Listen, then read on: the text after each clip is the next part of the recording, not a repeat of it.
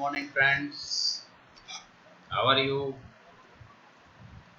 કોરોનામાં સમાચાર પૂછવા પડે ભાઈ. અત્યારે બહુ તકલીફ છે. બરાબર ને? હા.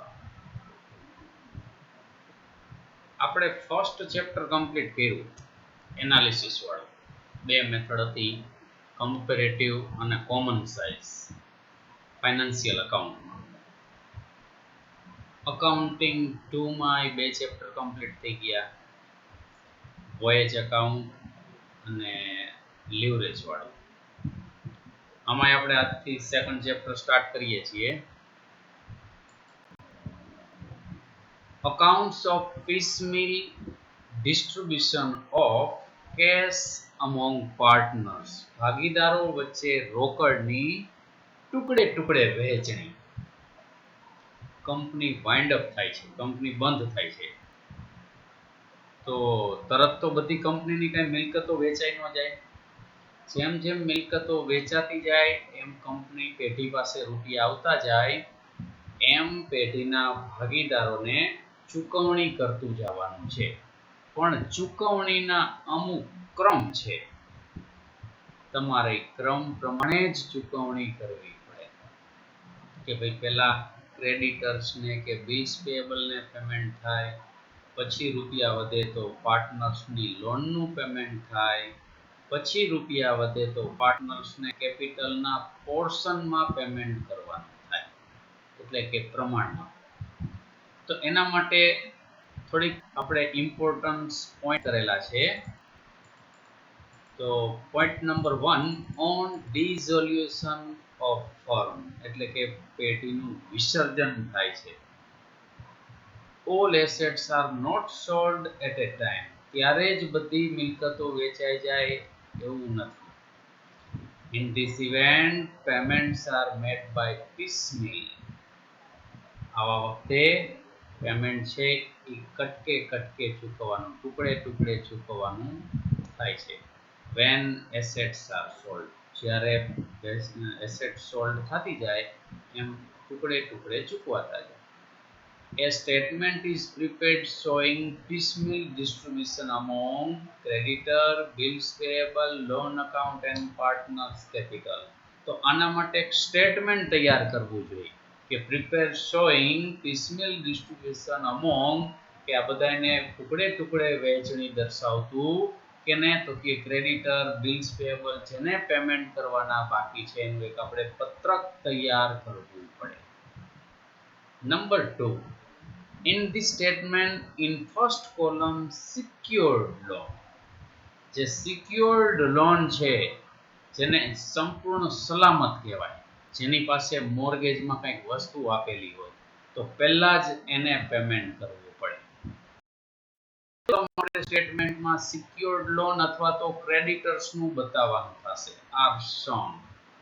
Then partners loan and at last balance of capitals of all partners are shown in separate column of each.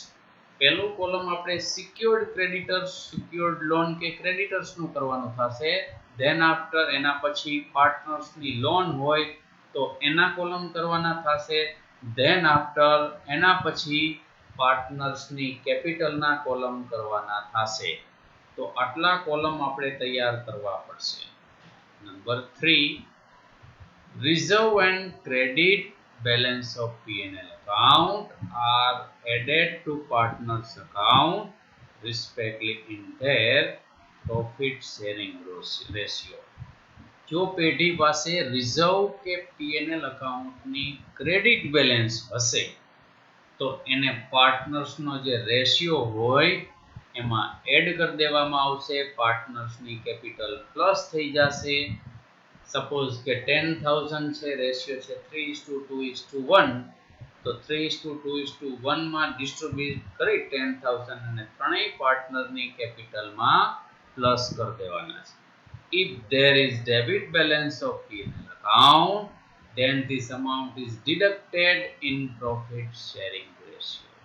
જો પ્રોફિટ એન્ડ લોસ અકાઉન્ટની ડેબિટ બેલેન્સ આપેલી હોય, જો ક્રેડિટ બેલેન્સ આપેલી હોય તો એને પ્રોફિટ કહેવાય અને ડેબિટ બેલેન્સ આપેલી હોય તો એને લોસ કહેવાય. જો લોસ તમને આપેલો હોય, P&L ની ડેબિટ બેલેન્સ આપેલી હોય તો એ પ્રોફિટ શેરિંગ રેશિયો માંથી ડિડક્શન એટલે કે લેસ થાય છે. Number 4, cash and bank balance already in hand are shown in column of particulars. Cash and bank balance છે ઓલરેડી એટલે કે હાથ ઉપર જ હોય છે, પર્ટિક્યુલર ના કોલમમાં ફર્સ્ટ કોલમમાં બતાવવાની કેશ ઓન હેન્ડ તરીકે. And realisation of first instalment is added to it. અને જે ફર્સ્ટ ઇન્સ્ટોલમેન્ટ હશે રિયલાઇઝનો એટલે કે મિલકત જેમ વેચાતી જાય છે એમ રૂપિયા આવતા જશે, રિયલાઇઝ એટલે ઉપજવું, એમાં આ કેશ બેલેન્સને એડ કરી દેવાની છે. ફર્સ્ટ ઇન્સ્ટોલમેન્ટ આપણને આપેલો હશે ક્વેશ્ચનમાં, એમાં કેશ બેલેન્સ એડ કરી દેવાની. પછી શું કરવાનું? It from this amount dissolution charge paid or amount to be kept as reserve for dissolution charge is subscribed. તો આટલી જે બેલેન્સ આવે ફર્સ્ટ ઇન્સ્ટોલમેન્ટ અને કેશ, એમાંથી ડિસોલ્યુશન ચાર્જ વિસર્જન ખર્ચ, આ પેઢી બંધ થઈ જાય છે તો એનો વિસર્જન ખર્ચ થાય, પેઢી ક્લોઝ થતી હોય તો એને પ્રોસિજર માટેનો જે ખર્ચ થાય એને ડિસોલ્યુશન એક્સપેન્સ કહેવાય, વિસર્જન ખર્ચ. તો આમાંથી એને લેસ કરી નાખવાનો છે. ડિસોલ્યુશન એક્સપેન્સ કે રિઝર્વ આપેલું હોય તો પેલા એમાંથી લેસ કરી નાખવાનું, subtracted. બરાબર. Remaining amount is paid to secured creditor and secured loan. First ઇન્સ્ટોલમેન્ટમાં કેશ એડ કરી અને આપણે ડિસોલ્યુશન એક્સપેન્સ લેસ કરી નાખ્યો. પછી જે રકમ વધે છે એનું શું કરવાનું છે? હવે પેમેન્ટ સ્ટાર્ટ કરવાનું છે. કેને કરવાનું? તો કે પેલા સિક્યોર્ડ ક્રેડિટરને અથવા તો સિક્યોર્ડ લોનને આપણે પેમેન્ટ કરવાનું છે. Then to creditors, unsecured bills payable and third party liabilities are paid in the proportion of amount outstanding to them. Secured loan ને પેમેન્ટ થઈ જાય પછી ક્રેડિટર કે બિલ્સ પેએબલ કે કોઈ અધર થર્ડ પાર્ટી હોય જે બધાને અનસિક્યોર્ડ ક્રેડિટર કહેવાય, જેના મોર્ગેજમાં કંઈ આપણે આપેલું નથી, આ બધાને જો 2 થી 1 થી વધારે હોય તો એ ત્રણેયના રેશિયો પ્રમાણે પેમેન્ટ કરતું જવાનું. આપણી પાસે છે 10,000 જ, પણ 3 જણાને ચૂકવવાના છે, એકને 20,000, એકને 30,000 ને એકને 40,000. છે 10,000 તો 2:3:4 એ ત્રણેયનો રેશિયો છે. એ રેશિયો મુજબ આ 10,000 ને ત્રણેયને ચૂકવી દેવાના. વળી પાછા રૂપિયા આવે ત્યારે વળી ત્રણેયને ચૂકવી દેવાના. આવી રીતે આપણું પત્રક થોડુંક મોટું થશે, બરાબર ધ્યાન રાખવું પડશે. કેલ્ક્યુલેશનમાં ભૂલ થવાની પૂરી શક્યતા છે. વિચારીને કરશો તો 2 મેથડ છે, સરપ્લસ એન્ડ મેક્સિમમ લોસ. જો બરાબર સમજશો તો સહેલું છે, પાછું બહુ એવું અઘરું નથી, ખાલી ડિસ્ટ્રીબ્યુટ જ કરવાની છે. બે મેથડના દાખલા પૂછાશે, એક પેલો સરપ્લસનો હશે, એના ઓરમાં મેક્સિમમનો હશે.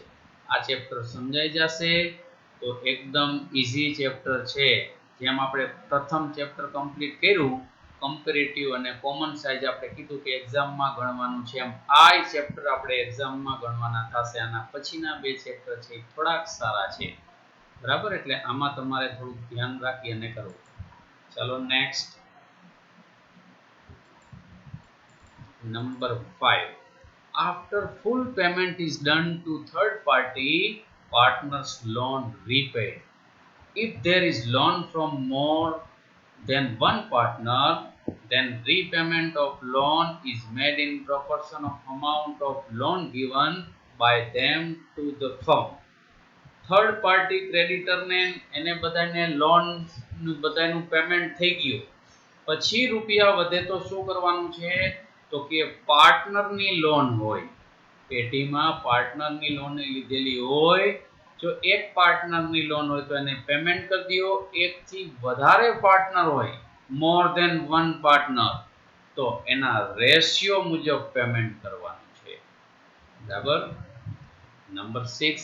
At last, partners' capital is repaid, but to repay their capital, basis of calculation must be equitable and justifiable.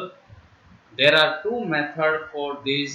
Number one, surplus capital method, and number two, maximum loss method. તો હવે છેલ્લે જે રૂપિયા વધ્યા બધાને પેમેન્ટ થઈ ગયા એટલે પાર્ટનર્સની કેપિટલને પેમેન્ટ કરવાનું થાય રેશિયો મુજબ. તો ઈ પેમેન્ટ કરવા માટે બે મેથડ છે, surplus capital method and maximum loss method. તમને કીધું હશે કે આ મેથડ થી સમ ગણવાનો છે. Number 7. Any excess of reserve for dissolution charges will be added in last installment, and if there is any deficiency, they will be deducted from last installment. વિસર્જન ખર્ચ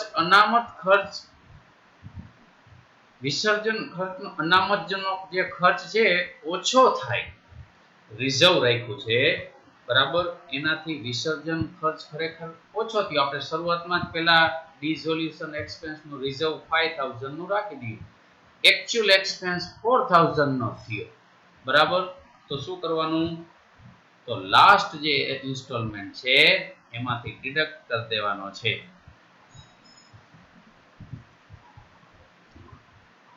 સપોઝ એવું બને કે રિઝર્વ છે 5000 નું છે, એક્સપેન્સ 6000 નો થયો, તો લાસ્ટમાં લાસ્ટ ઇન્સ્ટોલમેન્ટ છે ત્યારે 1000 લેસ કરી નાખવાના.